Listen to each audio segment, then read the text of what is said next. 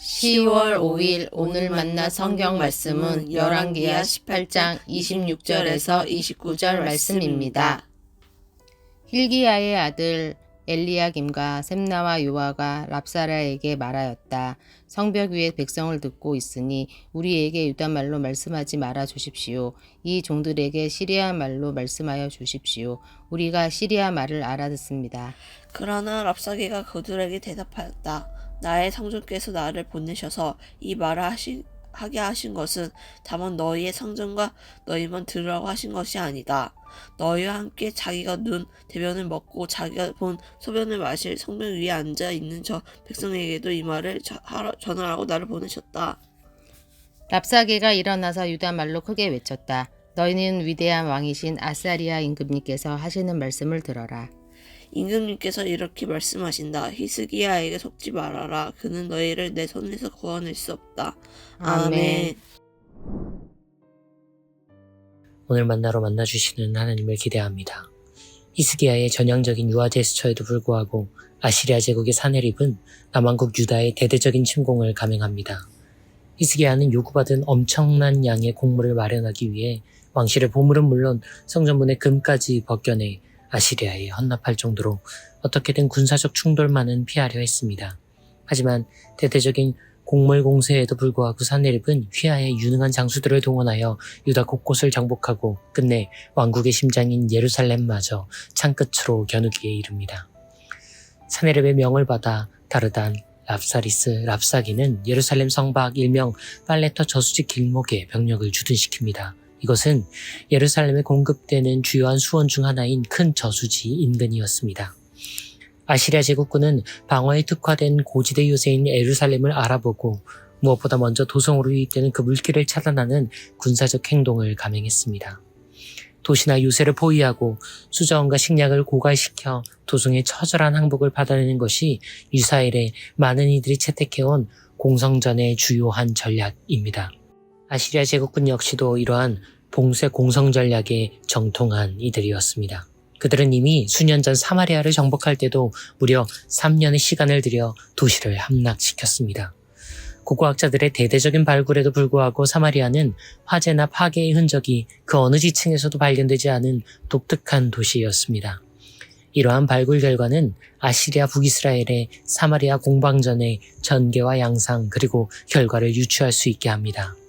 사마리아는 아시리아의 직접적인 창과 칼에 무릎을 꿇은 것이 아니라 봉쇄와 보급 차단이 3년에 달하자 갈증과 허기에 굴복하고 성문을 열었을 가능성이 있습니다. 아시리아와 사내립은 사마리아의 굴종적인 항복을 예루살렘에 재현하려 했습니다. 한때 반아시리아 동맹의 핵심이었던 유다와 히스기야 여기에 사내립은 협정과 조공으로 맺어지는 일반적인 주종관계가 아닌 생존이 보장되지 않는 한계 속에서 존엄과 자존을 포기한 완전한 굴욕과 항복을 얻어내길 원했습니다. 그래서 유다의 많은 도시들은 창과 칼로 정복하였지만 예루살렘만큼은 봉쇄 공성작전에 돌입합니다. 아시리아 제국의 군사령관인 랍사게가 예루살렘 성벽 밖으로 히스기야로 호출하고 유다에서는 3명의 대신이 왕을 대리하여 회담장을 향합니다. 대신 엘리야김과 서기관 셈나, 사관 요아에게 랍사게는 유난히 큰 목소리로 모욕적인 언사를 내뱉습니다. 남왕국의 사절들이 큰 소리에 당황하여 간곡히 청합니다. 예루살렘 성벽에서 백성들이 이 대화를 다 들을 수 있을 듯합니다. 유다의 말이 아닌 아시리아의 말로 대화를 하시면 어떨까요? 저희들이 아시리아 언어를 할 수 있습니다. 랍사게는 이런 간청이 나오기를 기다렸다는 듯 더욱 크게 외치며 대답하지요. 네, 이 말을 유다 왕과 대신들에게만 전하기 위해 이곳까지 나온 줄 아시오. 제왕께선 우리가 만들어낼 이 공포를 저 성벽 너머의 모두에게 전하시려 나를 보내셨소. 이제 곧 먹을 것이 없어 스스로의 대변을 먹고 마실 것이 없어 스스로의 소변을 마시게 될 당신들에게 말이오. 온라인상에서 사용하기 시작하여 회자되는 신조어들이 있습니다. 쓰임이 시작된 것은 훨씬 이전이지만 2, 3년 사이에 폭넓게 쓰이고 있는 누칼협이라는 말을 아시는지요? 누가 칼 들고 협박함의 주요 앞글자를 따 줄여 만든 이 신조어는 선택한 직업이나 직장에서 마주하는 부당함이나 부정 경험들을 비판 및 고발하는 사람에게 그 일과 그 직장을 선택한 것은 결국 너 자신 아니냐, 거기 있으라고 누가 칼 들고 협박한 것도 아닌데 그만두거나 딴 일을 찾아라는 식의 답변을 하는데 주로 사용됩니다. 구조적 불의를 겪고 있는 한 개인의 삶을 새 음절의 말로, 그것도 경멸과 조롱이 담긴 표현으로 말하는 것에서 저는 타인에 대한 존중과 공감은 소거한 채로 납작한 냉소와 저열한 분노가 일상이 된 오늘의 우리 언어 현실을 대면합니다. 아울러 누카렵이라는 인간의 온기가 전혀 없는 신조어가 한국 사회의 오늘을 뼈아프게 증언하는 언어로 등극한 것에서 동시에 랍사계의 도발이 겹쳐 들립니다. 지금도 우리 사회 곳곳에서 누군가는 하루하루를 그저 버티고 살아갑니다. 그 삶은 마치 고립된 어떤 성 안에서 다가올 멸망의 귀가를 시시각각 무기력하게 기다리는 것과 다름없습니다. 시편 곳곳에서 처절하게 한탄하는 것처럼 사방으로 적들에게 둘러싸여 있는 것만 같은 그때, 귀에 박히고 가슴에 꽂히는 언어로 냉소와 조롱, 혐오와 경멸의 말이 들려오는 때가 있습니다. 스스로의 똥오줌을 먹게 될 것이라고, 누가 칼을 들고 너를 협박하느냐고, 내가 알 바 아니라고 이 말에 긁혔냐고.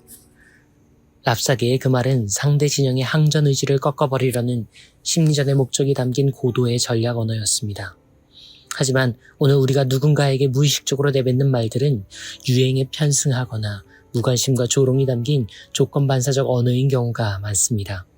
그리고 그렇기에 누카렵이나 알바노, 긁기라는 표현들은 더 무섭고 잔인한 무기가 됩니다. 생각지 않고 내뱉는 그 말 한마디는 고립된 어떤 삶의 존엄을 파괴하는 잔혹한 언어이기 때문입니다. 공감치 않고 구사한 그 말 한마디는 누적된 패배에 이미 지친 누군가에게 완전한 항복을 종용하는 흉폭한 언어이기 때문입니다. 오늘 우리가 사용하는 어떤 말은 고대에 빼앗고 부수고 죽이는 전쟁의 언어와 그리 다르지 않다는 점을 우리는 뼈아프게 기억해야 합니다.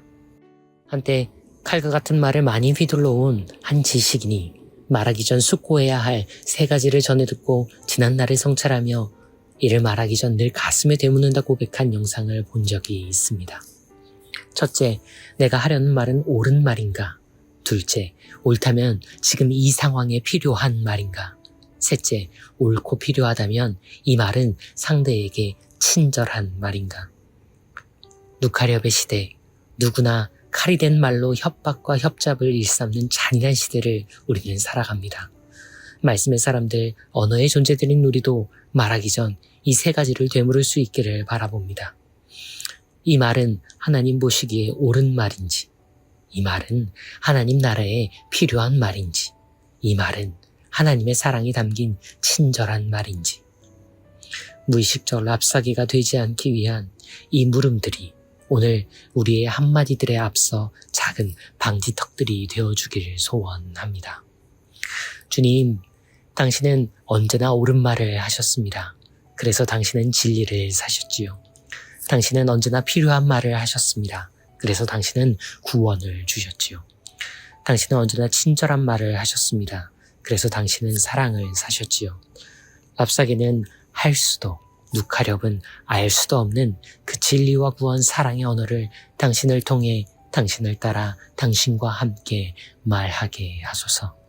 사람이 되신 하나님의 언어 그리스도 예수님 그 이름으로 기도합니다. 아멘. 이제 2가지 제목으로 기도합니다.